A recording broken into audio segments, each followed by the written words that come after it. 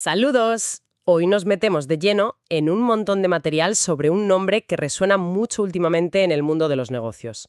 Alex Hormozi. Tenemos de todo. Artículos, notas, resúmenes de sus ideas, desde cómo conseguir clientes hasta la mentalidad que hay que tener para que no se te hunda el barco.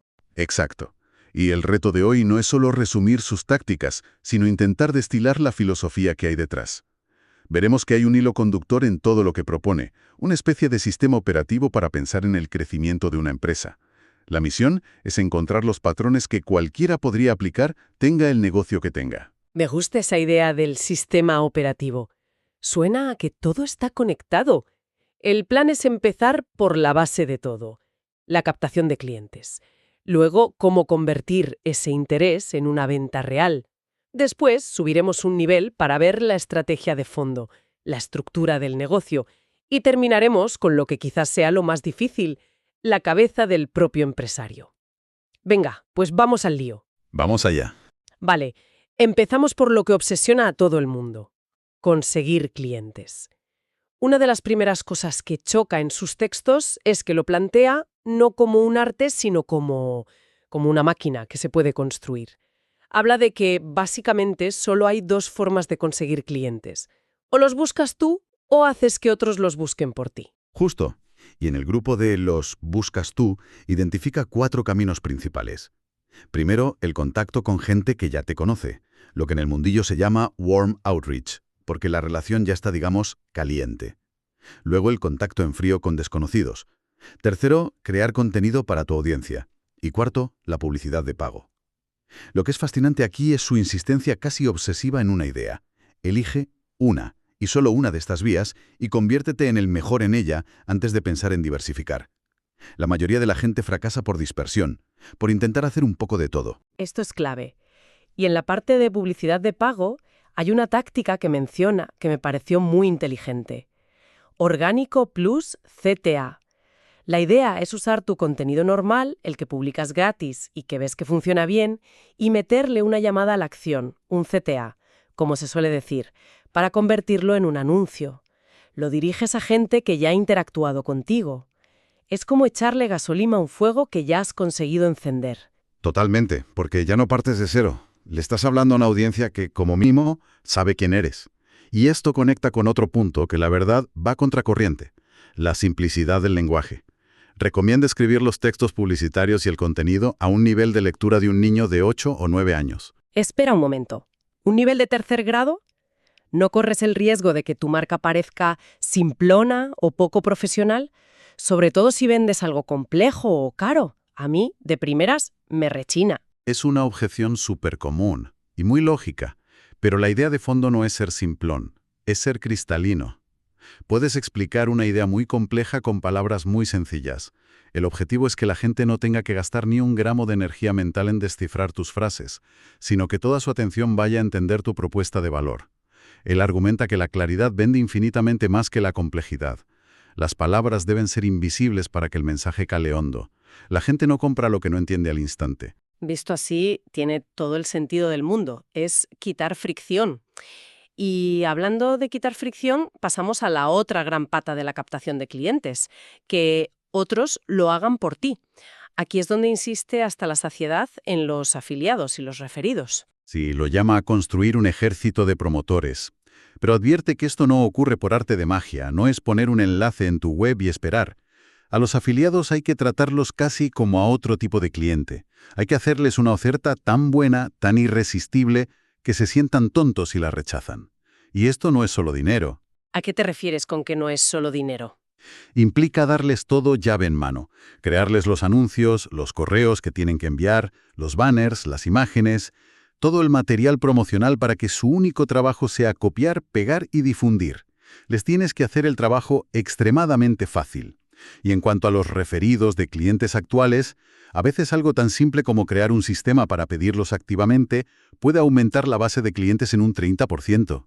Es una palanca enorme que la mayoría de negocios ignora por completo. Vale, me queda claro el sistema para atraer gente.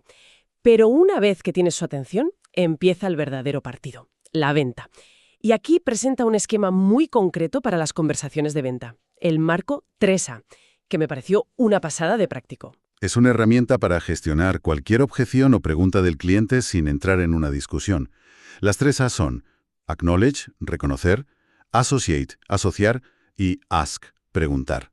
Primero, reconocer. Simplemente repites lo que el cliente potencial ha dicho. Entiendo que te preocupe el precio. Esto le demuestra que le escuchas y, un truco psicológico, te da unos segundos vitales para pensar tu respuesta.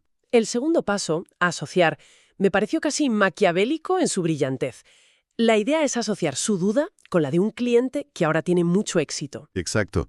Dirías algo como, es curioso que menciones el precio. De hecho, uno de mis mejores clientes que ahora está consiguiendo unos resultados fantásticos me hizo exactamente la misma pregunta al principio. Y el tercer paso, preguntar, es hacer una pregunta abierta para retomar el control de la conversación. ¿Puedo preguntarte cómo encaja esta inversión en tu presupuesto actual para crecimiento? A ver, entiendo la técnica, pero eso de asociar con la historia del otro cliente, ¿no puede sonar a truco de vendedor un poco manido? ¿No se dará cuenta la gente de que es una técnica? Psicológico que hay detrás es muy potente. En lugar de decirle, estás equivocado, le dices, otros que pensaban como tú, ahora triunfan. Lo que haces es reencuadrar su objeción. Ya no es un obstáculo, sino una señal de que es un comprador serio, como lo fueron otros antes que él. Le permite salvar la cara y reconsiderar su postura sin sentirse atacado. Y esto se apoya en una idea que repite mucho. Un cliente se cree un 10% de lo que le dices tú, pero se cree el 100% de lo que se dice a sí mismo. El objetivo no es convencerle, sino hacerle preguntas para que él mismo llegue a la conclusión de que tu solución es la correcta. Justo esa es la clave. El control de la conversación lo tiene quien hace las preguntas, no quien da las respuestas. Y para llegar a dominar esto, insiste muchísimo en la práctica deliberada, en el role-playing. Dice que los equipos de ventas tienen que practicar una frase o una objeción específica docenas de veces, hasta que la respiren. Me ha llamado mucho la atención eso. No se trata solo de practicar el guión, sino de repetirlo hasta que sea automático. La idea de que solo puedes escuchar de verdad al cliente cuando dejas de pensar en tu siguiente frase es que es tan obvio y a la vez tan revelador. Si estás pensando en qué decir, no estás escuchando. 0. Estás esperando tu turno para hablar. Solo cuando el guión está tan interiorizado que es inconsciente, tu mente se libera para escuchar de verdad los matices, las dudas y las necesidades reales de la persona que tienes delante. Y ahí es donde se produce la venta de verdad. Entiendo las tácticas de venta, pero todo eso no sirve de nada si estás vendiendo como una loca, pero tu negocio no puede soportarlo. Esto me recuerda a esa idea que encontré en las fuentes sobre si el problema es de oferta o de demanda, que me pareció una forma brillantísima de diagnosticar una empresa. Es que es la pregunta de triaje fundamental. Como en urgencias, o tienes un problema de demanda, es decir, te faltan clientes, o tienes un problema de oferta, o sea, no tienes capacidad para atender a más clientes. El punto clave que él subraya es que nunca tienes los dos problemas a la vez. Siempre hay un cuello de botella principal. Y el error catastrófico es intentar solucionar el problema equivocado. Pone un par de ejemplos que lo dejan clarísimo. El primero es un consultor que está hasta arriba de trabajo, no duerme, y no puede aceptar ni un cliente más. Su problema no es de marketing. Para nada. Su problema es de oferta. Está totalmente limitado.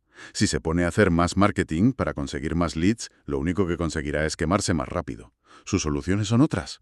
O subir los precios drásticamente para filtrar, o cambiar el servicio de 1 a 1 a un formato grupal, o contratar a alguien. Tiene que aumentar su capacidad de entrega, no su demanda. El otro ejemplo es el de un restaurante que está abarrotado los fines de semana, con gente esperando en la calle, pero vacío de lunes a jueves. Aquí el problema no es de demanda general, sino de cómo se distribuye esa demanda. La solución que propone es jugar con los precios para modelarla. Por ejemplo, subir los precios un 20% los viernes y sábados. Esto consigue dos cosas a la vez. Primero, aumentas los ingresos en los días que ya estás lleno. Y segundo, incentivas a una parte de tus clientes, los más sensibles al precio, a que vayan un miércoles o un jueves para pagar menos. Así suavizas la curva, ganas más dinero y reduces el estrés del fin de semana. Es una solución tan simple y elegante. Me pregunto cuántos negocios están intentando gastar una fortuna en marketing para los martes cuando la solución real es hacer que el sábado sea un poco más caro. Es un cambio de mentalidad total. Exactamente. Es dejar de pensar en necesito más clientes y empezar a pensar en necesito optimizar los ingresos con la capacidad que tengo. Y esta idea de optimizar nos lleva a otro concepto crucial.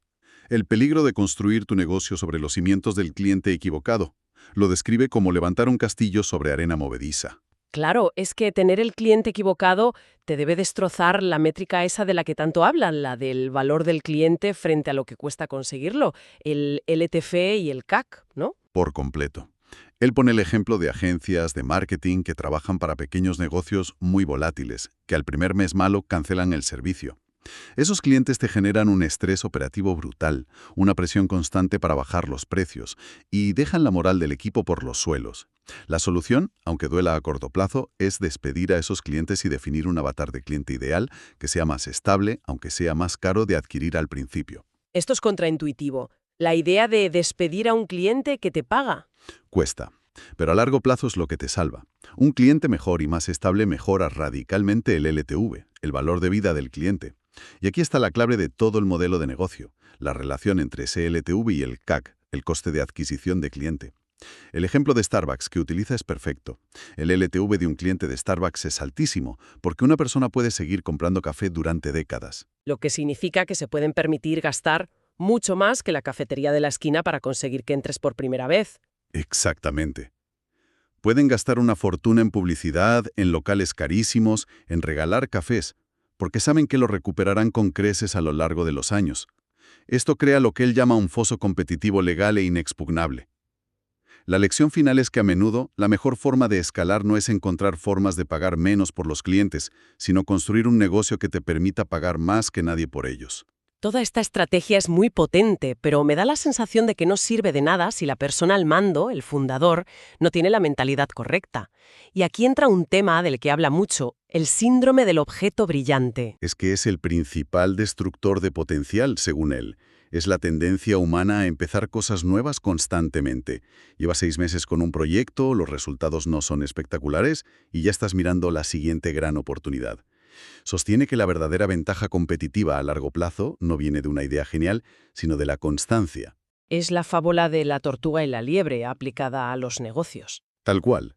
Alguien que trabaja en el mismo proyecto durante 20 años mejorando un 1% cada semana se volverá excepcionalmente bueno en eso. Da igual lo que sea. El problema casi nunca es el plan, sino la falta de disciplina para seguir con el mismo plan el tiempo suficiente.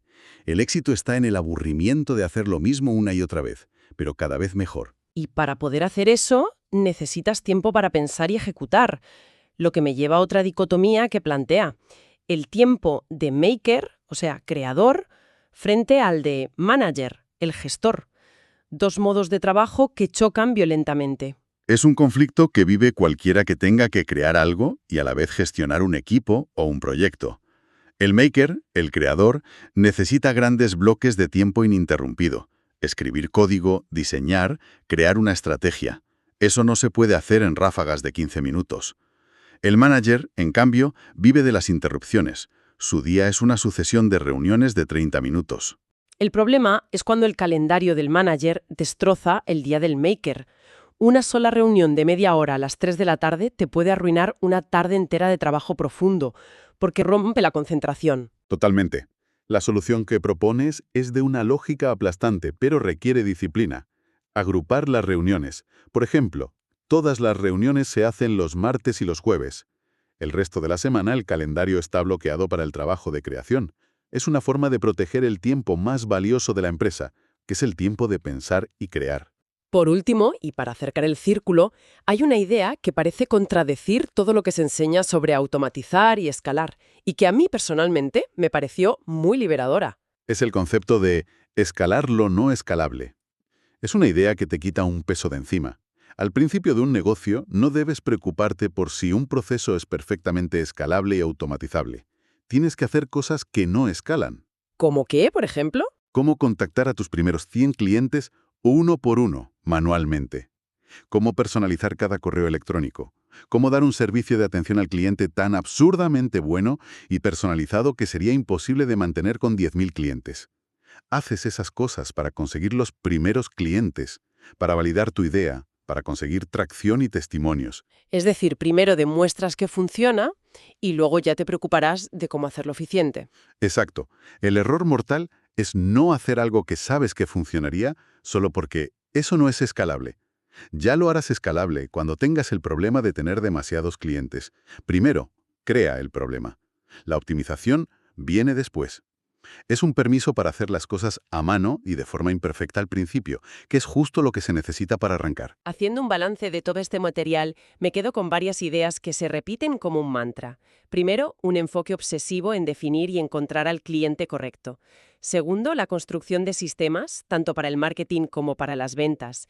Y tercero, una disciplina casi monacal para centrarse en una sola cosa y no desviarse. Sin duda. Y por debajo de todo eso, la idea de que la estrategia de negocio, en el fondo, se reduce a un diagnóstico simple. Identificar correctamente cuál es tu principal restricción ahora mismo, ya sea de oferta o de demanda, y poner toda tu energía y recursos en romper ese único cuello de botella. Es un ejercicio brutal de claridad y enfoque. Para terminar, hay una reflexión final en uno de los textos que desafía por completo la narrativa habitual del «sigue tu pasión» que tanto hemos oído. Sí, es una idea dura, pero que invita a pensar. Hormosis sugiere que tenemos que replantearnos nuestra relación con el dolor y la dificultad. Dice que, si miras atrás, los periodos de mayor crecimiento en tu vida o en tu negocio fueron probablemente los más miserables mientras los estabas viviendo. Propone dejar de ver al dolor como una señal para parar y empezar a verlo como el precio que hay que pagar para conseguir algo que merezca la pena.